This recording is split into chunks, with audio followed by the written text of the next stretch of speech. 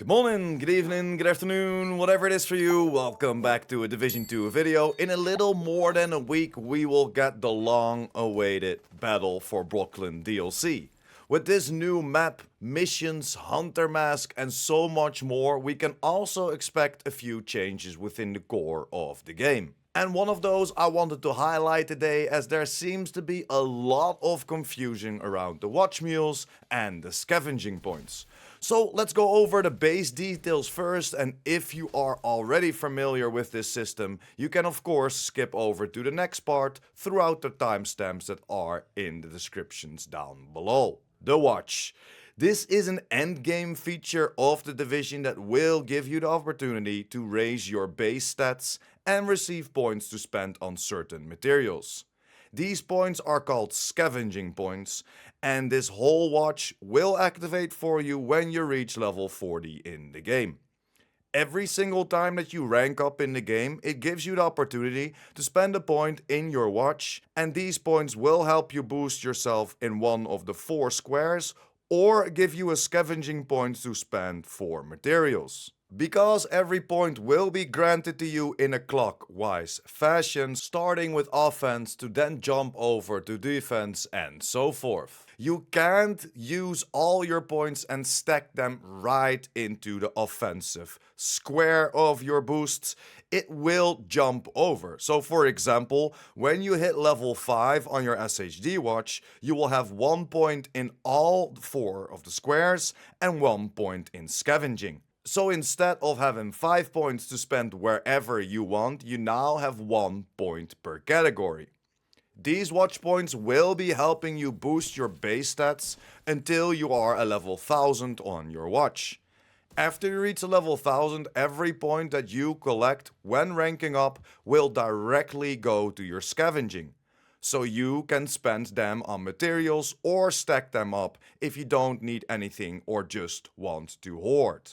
For everyone that's grinding the watch levels, I would choose the following as the first upgrades. And these are of course my preferred stats, as I like to shoot with my weapon and rely less on using my skills to doing damage. So for the first square in offensive, I would choose to first stack into weapon damage and critical hit chance. And for the second square in defense, I would choose to go for armor and hazard protection.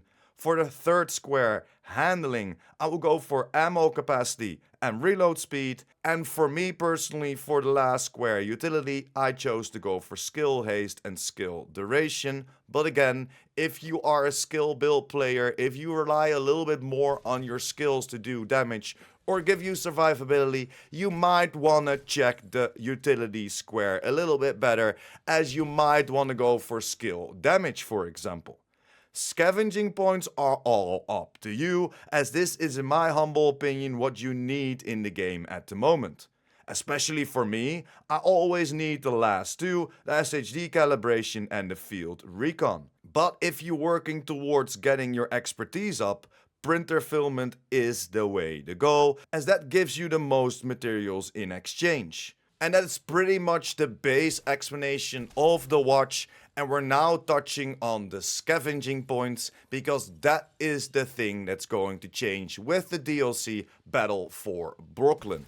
Everything will stay the same, even the scavenging points will stay the same, but there is something that will change. So what are those changes and what is going to disappear with the new DLC Battle for Brooklyn next week? As I'm hearing a lot of wild theories and untruths. With the DLC, they will be resetting our scavenging points to 0. So only our scavenging points, not all the upgrades that we did, no, only your stacked up scavenging points. And these will be replaced with a last gift of 100% of the points that you collected over your Division 2 career. This will have the following calculations. If you are level 1000, for the easy explanation, 800 of those points will go to your 4 squares to boost your base stats, and that leaves 200 points for your scavenging. When the DLC drops, you will get, if you are a level 1000, 200 scavenging points to spend on whatever you like. This will always be the same calculation. Always retract 800 from your watch level when 1000 or above. The rest will be scavenging points. So for another example, if I'm SHD level 4000, I have to retract 800 from them. So at the start of the DLC, I will be receiving 3200 scavenging points that I can spend on whatever I want. But you might ask yourself, why is this even happening? At the moment, when you start an extra character, you run him/her through the story, you will activate your watch again, what can be shared with all your connected characters. Every time that you went up a level, these points would go to all of your characters, giving us, when having 4 characters, 4 scavenging points per level, as we can spend them separately from each other, but still boosting the same shared material pool. And that is going to change. Everything will work exactly the same, but after the DLC is released, it will be a one-time spend per point, as the points are now character bound and will go to account bound. To give you another example, when we spend a point, you will not be able to spend that point again on a different character, what is the case right now. So again, you ask yourself, but why now? After 4 years of getting extra materials this way, why now the sudden change? With the DLC, Battle for Brooklyn, the devs wanted to make sure that new and/or returning players could also jump on the DLC from day one if they wanted to, and not forcing people to play through the complete storyline to get to the new edition Battle for Brooklyn. So their solution, create a level 40 boost that will instantly set you into Brooklyn without having to play throughout the whole game first. With the watch also being activated on level 40, you could, in theory, boost yourself to 40, activate the watch, get all of your scavenging points from your whole Division career, put them in your character for builds and/or expertise, delete the character, rinse and repeat until you're maxed out without playing a second of the game. And that would obviously break the game, and they had to find a solution. The devs chose to go for the new and/or returning players and stopping the fan favorite way to get your materials at the moment, the watch mule. But to soften the blow a little bit, they are increasing the material amounts that you receive per scavenging points by 3. So now if we take printer filament for example, we will get 15 printer filament per scavenging points, but after the update we will get 3 times that amount, so we will receive 45 printer filament per scavenging points. And to be honest, this might be even better, just playing on your main character, not having to worry about making more characters to make sure that you can keep up with the expertise and all of the new builds and gear.